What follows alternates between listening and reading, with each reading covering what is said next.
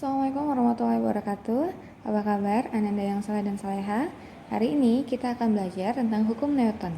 Hukum Newton itu yang kita pelajari ada 3 ya. Hukum Newton 1, 2, dan 3. Oke, kita akan langsung ke hukum Newton 1 ya. Apa itu hukum Newton 1? Kita lihat ya. Nah, di sini Ibu sudah catatkan. Hukum Newton 1 itu berbunyi, setiap benda selalu dalam keadaan diam atau bergerak lurus beraturan selama tidak ada gaya luar yang mengubahnya.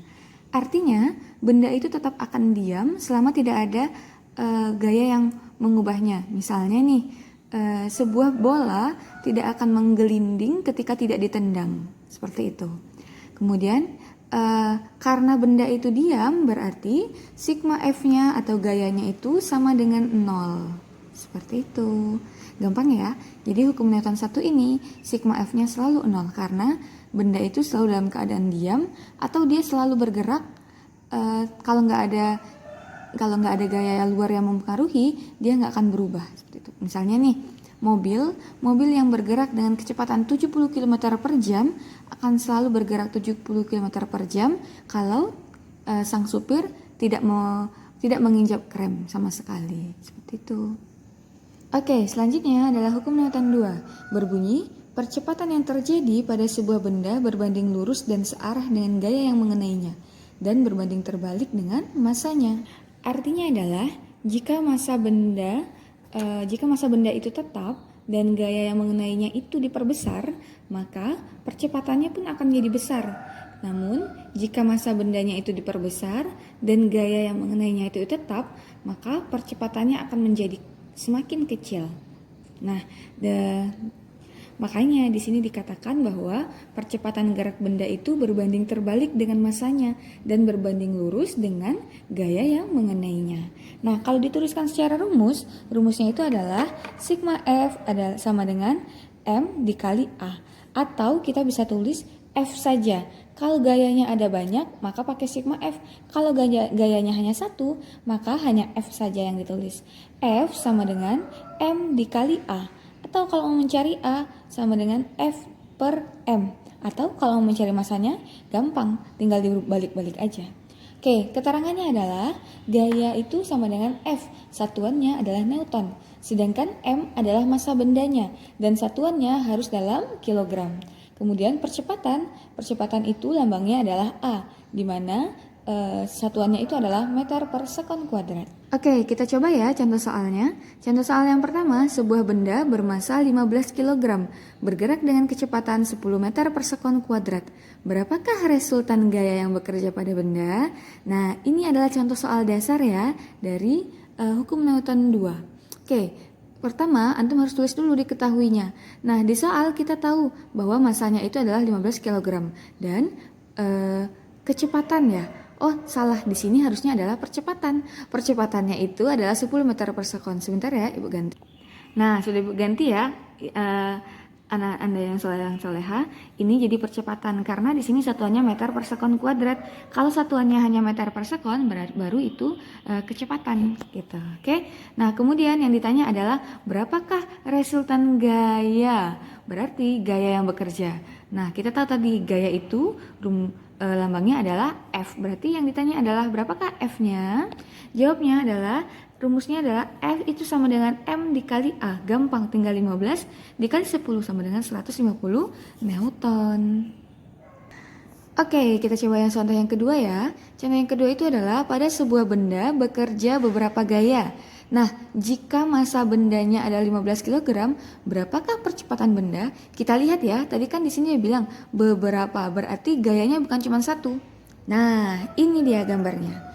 Kemarin kita udah belajar cara menghitung resultan gaya dari benda yang gayanya banyak seperti ini. Caranya adalah kalau ke kanan itu berarti positif, kalau ke kiri itu berarti negatif. Berarti sekarang Ananda tulis dulu. Masanya adalah 15 kg. Diketahui masanya adalah 15 kg. Karena ini adalah gayanya, berarti antum harus mengoperasikan dulu. Tulis sigma F sama dengan yang kanan 210, kemudian dikurangi yang sebelah sini negatif 55 dikurang 5. Berarti 210 dikurang 60 hasilnya adalah 150 Newton. Dan ini adalah positif. Berarti dia gayanya bergerak ke kanan. Oke, yang ditanya adalah percepatan. Berarti cara mencari percepatan didapat dari rumus F ya. Tadi kan rumus F itu F sama dengan M dikali A. Makanya kalau mau mencari A, dibagi M. Berarti 150 dibagi 15 hasilnya 10 meter per sekon kuadrat. Inilah percepatannya. Oke, lanjut ya ke contoh yang ketiga. Sebuah benda diam bermassa 6 kg didorong dengan gaya 48 Newton. Berapakah percepatannya? Berapakah kecepatan setelah 6 meter per 6 sekon? Dan berapakah jarak yang ditempuh selama 6 sekon? Nah, banyak ya pertanyaannya. Oke, gak usah takut. Kita coba ya. Oke, dia bilang sebuah benda diam. Berarti kecepatan mula-mulanya itu 0. Berarti diketahui finalnya sama dengan 0 meter per sekon. Kemudian masanya atau M sama dengan 6 kg. Didorong dengan gaya 48 Newton. Berarti F sama dengan 48 Newton. Nah, di sini yang ditanya adalah di sini ada waktunya. Waktunya adalah 6 sekon. Kemudian dia bilang berapakah percepatannya, berapakah kecepatan, dan berapakah jarak. Berarti kalau kecepatan akhir ya, VT. Kemudian berapakah jaraknya dan berapakah percepatannya. Oke, Ibu lupa tulis di sini A-nya berapa. Gitu. Oke, kita coba ya satu-satu. Nah, dari ini VT. Ibu, kita mau cari percepatan dulu, boleh? Oke, kita coba ya. Percepatan itu karena di sini ada F dan M, berarti kan kita rumus gaya F sama dengan M dikali A. Berarti kalau mau cari A sama dengan F dibagi M. Tadi F-nya itu sama dengan 48, M-nya sama dengan 6 kg. Berarti 48 dibagikan 6 sama dengan 8 meter per sekon kuadrat. Inilah percepatannya 8 meter per sekon kuadrat. Gampang ya. Oke, lanjut. Kita mau cari kecepatan akhir. Nah, ingat ya, Ananda yang saleh dan soleha. Jadi hukum Newton itu berhubungan dengan GLBB yang sudah kita pelajari. Nah, ini adalah rumus GLBB. Jadi kecepatan akhirnya V0-nya itu sama dengan 0 ditambah A-nya tadi adalah 8. Waktunya adalah 6. Jadi kecepatan akhirnya adalah 48 meter per sekon gitu. Oke, lanjut. Kemudian dia nanya berapakah jaraknya.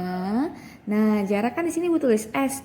Jarak itu juga bisa kan dicari dengan rumus X. Jarak akhir ya. XT sama dengan X0 ditambah V0 dikali T ditambah setengah dikali A dikali T kuadrat. X0-nya itu nggak ada, berarti 0. Ditambah V0-nya 0, ditambah waktunya 6, ditambah setengah, dikali percepatan. Oh, percepatan itu tadi adalah 8. T-nya adalah 6 kuadrat. Gitu. Oke? Baru yang ini nggak usah dilihat lagi, karena ini hasilnya adalah 0. Berarti langsung ke sini. Ya, pakai spidol merah ya. Oke, kita coba. Yang ini bisa dicoret. Ini 4, ini 1. Berarti yang tersisa adalah 4 dikali 6 kuadrat sama dengan 36. Berarti 4 dikali 36 itu sama dengan 144 meter. Oke, kita lanjutkan ya ke hukum Newton yang ketiga. Di mana hukum Newton 3B ini berbunyi, jika benda pertama mengerjakan gaya aksi pada benda kedua memberikan gaya reaksi pada benda pertama yang besarnya sama, tetapi arahnya berlawanan. Nah, contohnya adalah ketika kita menendang bola ke dinding, maka bola itu akan berbalik ke arah antum lagi, ya kan? Itu artinya kita memberikan gaya aksi pada benda kedua, yaitu benda keduanya adalah bola. Kemudian benda kedua itu memberikan reaksi. Reaksinya adalah ketika dia memantul ke dinding, dia akan memantul ke arah antum. Gitu. Dan besarnya itu sama, tetapi arahnya yang berlawanan. Oke, persamaannya adalah seperti ini. F aksi sama dengan minus F reaksi. Kenapa minus? Karena di sini arahnya berlawanan, makanya dia tandanya minus. Oke, contoh penerapan dalam kehidupannya yaitu adalah gaya gesek. Ini adalah gaya yang paling banyak terjadi di hukum Newton 3. Ya, ada yang menguntungkan dan ada yang merugikan. Yang menguntungkan itu Ibu kasih contoh 3 yaitu gaya gesek antara sepatu dan lantai. Kalau sepatu kita kalau tidak ada gaya gesek, kita akan jatuh ketika berjalan di atas lantai. Kemudian sistem pengereman, lalu sistem korek api. Sistem pengereman ini memaksimalkan ketika kita mengerem. Jadi benda itu bisa berhenti atau mobil itu bisa berhenti ketika kita menginjak rem karena adanya gaya gesek. Kemudian juga ada sistem korek api. Api itu bisa menyala ketika kita menggesekkan sesuatu kayak gitu. Menggesekkan korek, bukan sesuatu ya, afwan. Oke, yang merugikan adalah gesekan bisa menyebabkan kebakaran. Kemudian kita bisa terluka saat jatuh. Jadi ketika kita terjatuh, ada gesekan antara kulit kita dengan lantai misalnya. Nah, itu menyebabkan luka pada kulit kita. Lalu menyebabkan benda terkikis. Contohnya adalah sepatu. Semakin sering kita berjalan menggunakan sepatu, maka semakin besar gaya geseknya dan itu mengakibatkan sepatu kita tipis sol bawahnya. Oke, contoh soalnya yang pertama yaitu adalah gaya 100 Newton diberikan untuk menarik benda sebesar 2,5 kg di atas meja. Bila gaya gesek di meja adalah 20 Newton, hitunglah resultan benda dan percepatan benda. Oke, diketahui di soal masanya adalah 2,5 kg. Kemudian dia bilang ada gaya, berarti F sama dengan 100 Newton. Lalu ada gaya gesekan, berarti Fg ya, Ibu tulis sama dengan 20 Newton. Yang ditanya adalah hitunglah resultan benda, berarti sigma F-nya berapa? Jumlah gayanya.